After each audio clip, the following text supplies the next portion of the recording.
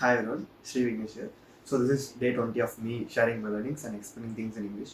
So as I'm preparing for PL 300 exam, the topic for today is model data with Power BI, and in that we are currently in the second module. So the exact topic for today is determine when to develop a direct query model, a composite model, and choose a model framework. So let's get to the notion and determine when to develop a direct query.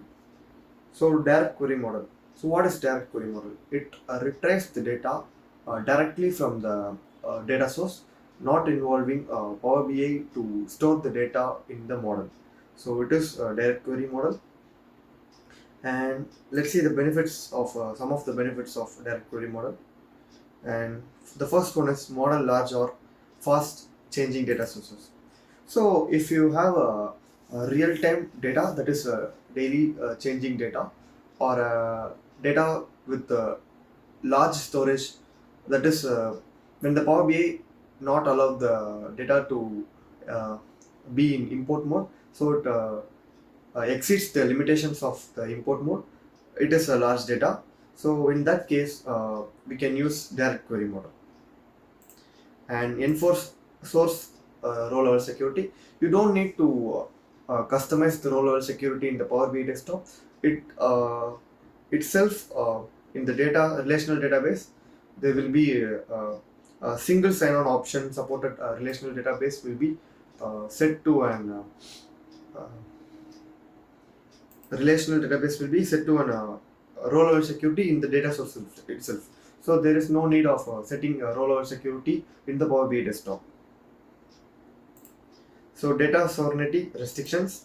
So if the organization is strictly stick with the security policies and tells that this data should not be go outside, it is impossible to take the data from the relational database when the organization set the security policies and create a specialized dataset. So you can connect to Power BI dataset or Azure Analysis Service. So with these two model, the create a special dataset will work. And what it will basically do means it will create a local direct query model on top of a remote model. So it is like a chained model. It is called a chain model. It is helped to use the adding calculated columns or tables or new data. So basically, if you have some relational database in a direct query mode, and you can add some import mode from the chained model. And let's see the limitations of direct query model.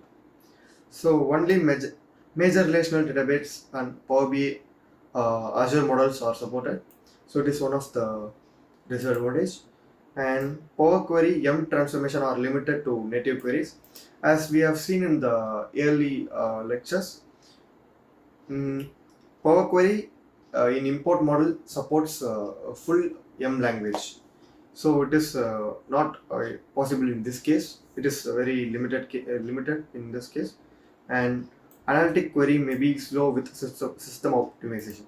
So it is one of the disadvantage. And queries can affect source system performance and online transaction processing operations. So the query processing is directly from the data source. So it is a known thing that it will be very low in performance. So if you import the data from the local Power BI model, it will be very fast. Querying will be very fast. So it is from the straightly from the data source, right? So it is will be very slow. So how to boost direct query model performance? So there are two options. One is data source optimization, optimizing the data source with index and materials used and adequate resources ensure better performance and analytical queries. And direct query user defined aggregation table. So when you create a user defined aggregation table and you do automatic aggregations, it will improve the performance.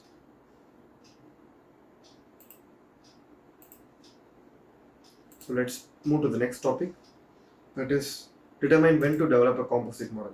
So what is a composite model? Composite model is a combination of both, which is it includes two source types, that is import model and also direct model.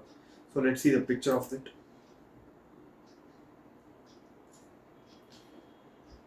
As you can see, one side is import source group and the other side is direct query source group. So the combination of both is combined model. And composite model benefits, let's see.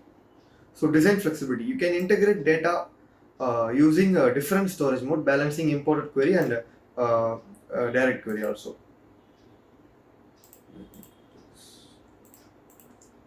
And improved performance, as you import as you use import query mode and direct query mode, it will enable to import the data faster and will give you improved performance. And model extension, you can extend the model with new calculated columns and tables when the direct query table linked to remote model like Power BI dataset. And let's see the limitations. So periodic refresh, if you are importing import model, it will be definitely it will require a periodic refresh. And combining imported and direct query data can sometimes cause in uh, performance impact in performance in a negative way. So chained model modifications, change in upstream models, that is change in source model will definitely affect the related tables in the downstreams.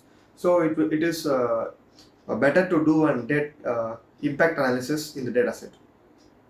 So limited relationship, as there are different source group, the limitation, the relationship will be limited in the between the table.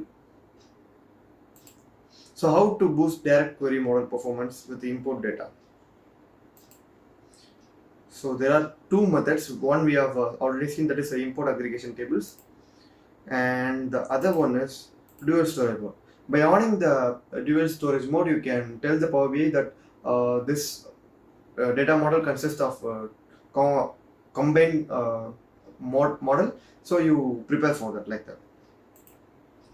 So the next one is deliver real-time data for an import model.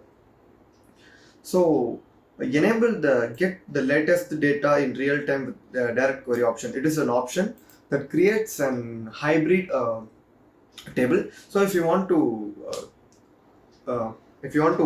refresh the import mode, and the data is in import mode, and if you want to do incremental refresh with real time data, so you can do that as well by enabling this option. And this option creates an hybrid table. So what an hybrid table will do, no? So it will partition the data, and the older data is for import table, import model is for older data, and the direct query will partition for the current data. So improving query performance by caching the older data and retrieving the current data in real time. So it will increase the performance. And the picture of the enabling this option will be like this. As you can see down here, choose optional settings in get the latest data in real time with direct query. It is supported only for premium only. And so the last topic for today is choose a model framework. So how to choose a model framework? So it is always better to choose an import mode when it is available, because it supports all options in Power BI, and it is very flexible in terms of using the data. And direct query model is ideal for when you have large set of data and it is not possible to keep that in import mode. And composite mode, if you want to boost the direct query performance with aggregation table, you can do that and deliver a near real-time result for an import model with a hybrid tables. In that case, you can use a composite model and extend Power BI dataset with additional data via direct query. So in that time, you can use composite model. And hybrid table are used to when you want to show the real-time data from an import model. You can use hybrid table by enabling the option we discussed previously. And the one important thing to look for is you can convert direct query table into import table anytime, but you cannot convert the import tables to a direct query model. So that's it I had for this video. And if you are an expert watching my video and find any mistakes or miscommunication, please let me know in the comment section. I'm open to learn from everyone. Thank you.